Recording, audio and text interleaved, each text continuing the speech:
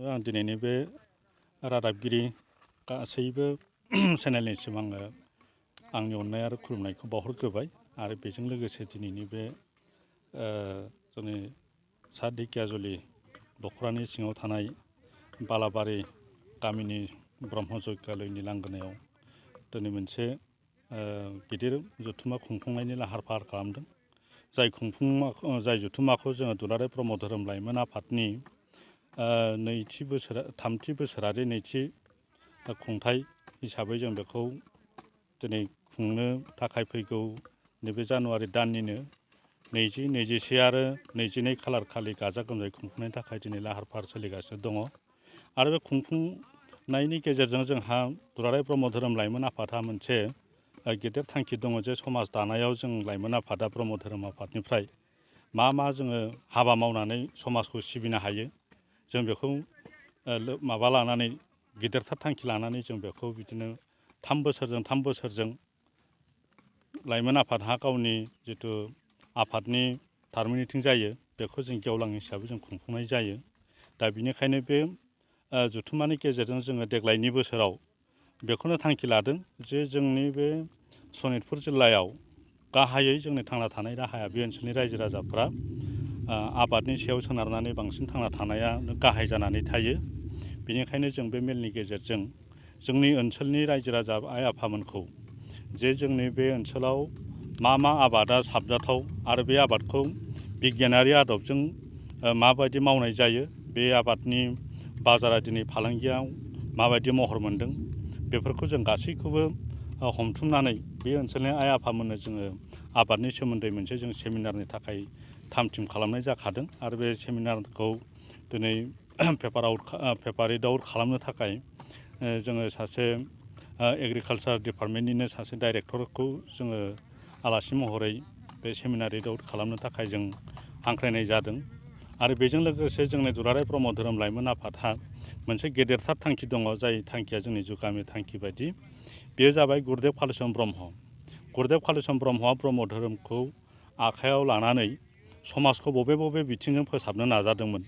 दा बेखौ जों उनसंनानै दिनै गुरुदेब कालिचरन ब्रह्मखौ जोंबो बिनि समाज फोसाबनो लानायाव खामानि मावनाय माखासे आदर्शफोरखौ जों दिनै दुलाराय ब्रह्म धोरोम लाइमोन आफादा उनसंनानै आरो बे बाबाखौ जों दिनै हारि आरो समाजनि गेजेराव बयनिख्रुइबो जौसिन मासियाव दोनहैनो थाखाय जों लाहार फाहार खालामनायाव दिनै सासे माहारिबाद होननानै जों बेखौ गायसननो जों नाजादों। बेनिखायनो गुरुदेब कालिचरन ब्रह्मनि मुङावनो थेसिस लिरनानै डक्टरेट जानो हानाय जोंनि मानगोनां डक्टर कुमुद रन्जन बसुमतारी बे सारखौ जोङो बे गुरुदेब कालिचरन ब्रह्मनि मावनानै गालांनाय माखासे बिहोमानि सोमोन्दै गुवारै सावरायनो थाखाय जों बे सारखौ हांख्रायनाय जादों आरो बे सारा गसाइगाव कलेजनि सासे गोरायुं। बे सारा जोंनि गेजेराव नुजाफैगोननि रोखा जोंनो फोरमान होबाय, फैगोननि माखासे रादायखौ होबाय। बेबायदि लोगोसे जोंनि समाजाव जोंहा समाज फोसाबनो थाखाय दिनै जोंनि लाइमोनफोरनो आरो आइजो माहारिफोरा जे गोग्गो सोलोंथाइनि गेजेरजों जों माबायदि महराव हाबा मावोब्ला समाजा मोनसे गोग्गो थासारियाव फैगोन बिनि सायाव जों बाथ्रा सरसा खालामनो थाखाय जों अदालगुरि जौमा फरायसालिनिफ्राय रश्मि बसुमतारी बे आइखौ जोङो दिनै बे हाबाफारियाव सासे पेपार रिड आउट खालामनाय हिसाबै जों फुंखा सुबुं हिसाबै जों मोननो हादों। बेनिखायनो बे साथाम बाबामोनहा बे साथाम सारमोनहा आइमोनहा जोंनि गेजेराव फैनानै जोंनो रायजो राजाफोरनो बिसोरो मोनसे गोदान मेसेज होगोन आरो गोख्रों जोंनो थुलुंगा गोनां मोनसे समाजाव जोंनो हाबाफारि लाहोनो थाखाय मोनफा जोंनो गोहो होलांगोन बेखौ जों मिजिंथिदों। बेजों लोगोसे दुलाराय ब्रह्म धोरोम लाइमोन आफादनि जिहेथु गावहा मावनो गोनां माखासे दायथ' दंबावो बेखौ जोङो देग्लायनि बे गोदान आफाद दानाय आरो गोजाम आफादनि सिमफायनाय बे हाबाफारिखौबो जोङो बे मेलनि गेजेरजों जोङो दिनै जाफुंहोगोन। दा बेवहाय फैगोन समफोराव मा थांखि दंबावो बेखौ मावफुंनो थाखाय जों माखासे मोजां थांखिफोरखौ लागोन।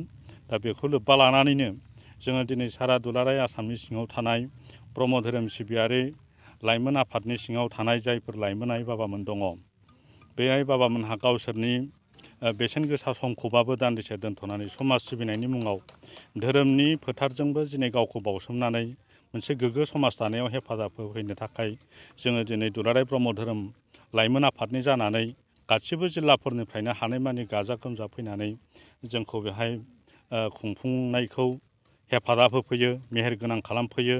ओनसोलनि रायजो राजाफोरखौ आरो गुबुन गुबुन दाब दाब जायगाफोराव थानाय, जिल्लाफोराव थानाय, आनसलिकफोराव थानाय आइ आफामोननो जे दुलाराय ब्रह्म धोरोम लाइमोन आफादा मोनसे जावरिखांनाय लाबोदों, गोदान जांख्रिखांनाय लाबोदों, समाज दानायाव मोनसे मैखोमै बिफाव लानो थाखाय जों दिनै ओंखारबोदों।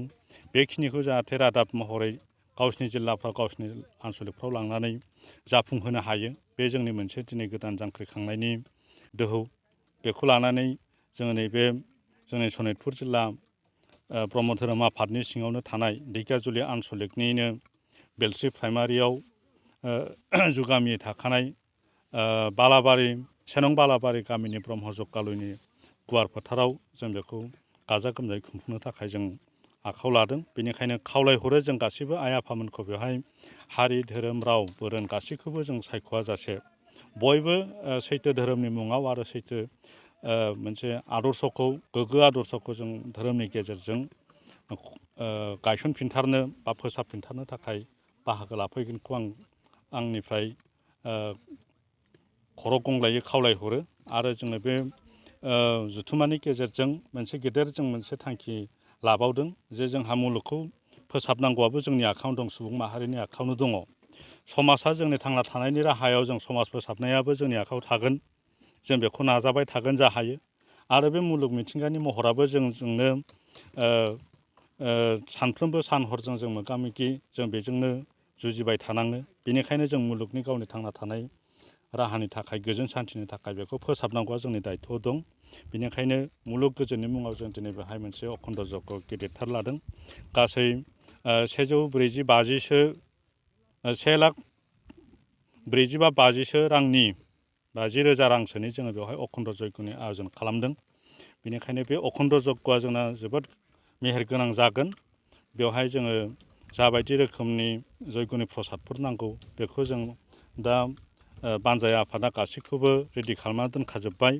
आरो दिनै बेवहाय बानजाय आफादनि जिथु मावनो गोनां हाबाफारिफोर गासिबो जोंनो मिथिहोनाय बायदि गासिबो जौगानायावनो फैजोब्बाय। बेखौ जों आसा खालामदों। बेनिखायनो गासिबो हाबाफारिफ्रा मेहेरगोनाङै जाफुंगोन।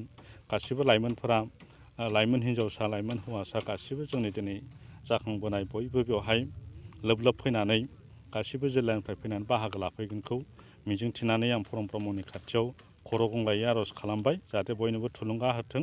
खुलुमबाय। जों बेवहाय बालाबारि ब्रह्म जगालय बेलस्रि प्राइमारिनि सिङाव थानाय बे जायगायाव जोंनि दुलाराय ब्रह्म धोरोम लाइमोन आफादनि 23 बोसोरारि जे जथुम्मा आरो लोगोसे जोंनि सनितपुर जिल्ला ब्रह्म धोरोम आफादनि 23थि बोसोरसालिया जथुम्मा, लोगोसेयैनो जोंनि ढेकियाजुलि आनसलिक ब्रह्म धोरोम आफादनि 24थि बोसोरसालिया जथुम्मा, बेखौ खुंफुंनो थि खालामनाय जाबाय। दायो जों बे हाबाफारिखौ जाफुंहोनो आरो मेहेरगोनां जाहोनो थाखाय जोङो बेवहाय धोरोमनि शास्त्र आयदाफोरखौ सावरायनो थाखाय आखायाव लानाय जादों। दा बेनिखायनो जों बे धोरोमनि आयदाफोरखौ सावरायनो थाखाय जोंनाव सावरायगिरि हिसाबै जोंनि दुलाराय ब्रह्म धोरोम प्रसार संसदनि गाहाय गुरु आफा मुस्रि गेवलां मनरन्जन ब्रह्म आफाखौ जोङो हांख्रायनानै लाबोनाय जादों। आरो लोगोसेयैनो बेवहाय जोङो गागि आफादनिफ्रायबो मैखोमै बाहागो लानो थाखाय जोंनिनो दुलाराय ब्रह्म धोरोम आफादनि लेङाइ आफादगिरि असिनि स्वर्गियारि बे आफाखौबो जोङो हांख्रायदों। लोगोसेयैनो जोंनि दुलाराय ब्रह्म धोरोम आफादनि गाहाय नेहाथारि जगत चन्द्र ब्रह्म बे आफाखौबो हांख्रायदों। लोगोसे जोंनि बे प्रसार संसदनि मैखोमै फोसावगिरि गोबां आफामोनखौबो जों हांख्रायदों।